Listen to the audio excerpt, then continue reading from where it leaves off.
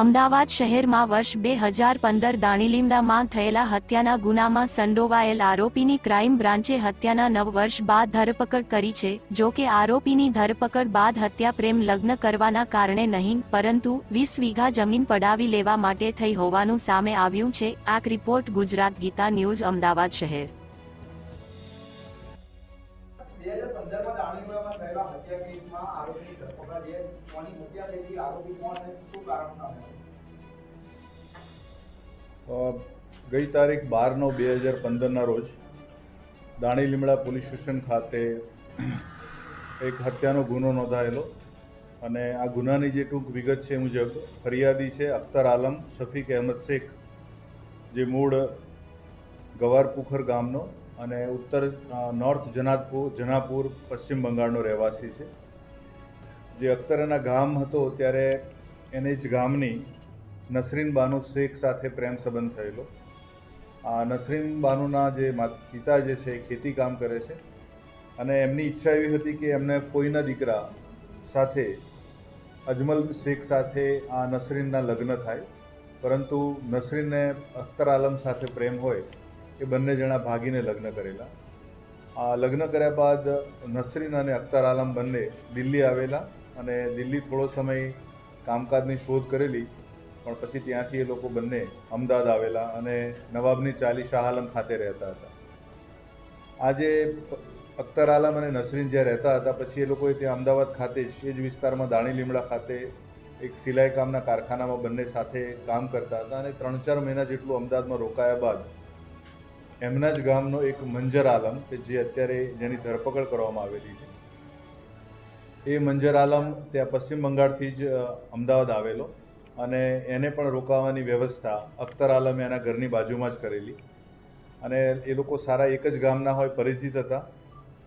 આ ગુનાનો જે મોટિવ જે છે આ જે હત્યા કરવાનો, એમાં શરૂઆતમાં જે નારાજગી હતી એના માતા પિતાની કે એમને એમના ફોઈના દીકરા સાથે લગ્ન કરાવવાના હતા પણ એ લગ્ન ન કરાવી શક્યા, એટલે આ જે મૃતક નસરીન બાનુના જે પિતરાઈ છે સજ્જાદ હુસેન, સુફેદ આલમ અને ઇસરાઇલ, એ એના પિતરાઈ ભાઈઓ થતા હતા અને મુન્ના રહીમ શેખ જે ચોથો આરોપી છે એના મામાની દીકરી થાય છે નસરીન। એટલે આ 4 આરોપી ત્યાં પશ્ચિમ બંગાળથી અમદાવાદ આવે છે। અમદાવાદ આવ્યા પછી આ મંજર આલમને કહે છે કે આ જે અમારા નારાજગી, કુટુંબની નારાજગી છે અને એના વિરુદ્ધ જેણે લગ્ન કરેલા છે એટલે અમે એની હત્યા કરવાના છીએ અને એ ક્યાં રહેશે તારે બતાવવાનું છે। તો મંજૂર આલમે જાતે એ લોકોની સાથે જઈ અને નસરીન જ્યાં રહે છે જગ્યા બતાવેલી। મૂળ હકીકત આ જે મૃતક જે છે એ એના માતા પિતાનું એકમાત્ર સંતાન હતું અને એના પિતાને 20 વીઘા જેટલી જમીન એના ગામમાં છે, એટલે આ જે કુટુંબની નારાજગી છે એના બાના હેઠળ આ પિતરાઈઓએ નક્કી કર્યું કે જો નસરીનની હત્યા કરવામાં આવે તો વારસદાર તરીકે એ લોકો સીધા આવી શકશે, કારણ કે એના માતા પિતાને કોઈ સંતાન નથી અને આ 20 વીઘા જમીન એમને મળી શકે એમ છે। આ 4 જણ ત્યાંથી અમદાવાદ આવે છે।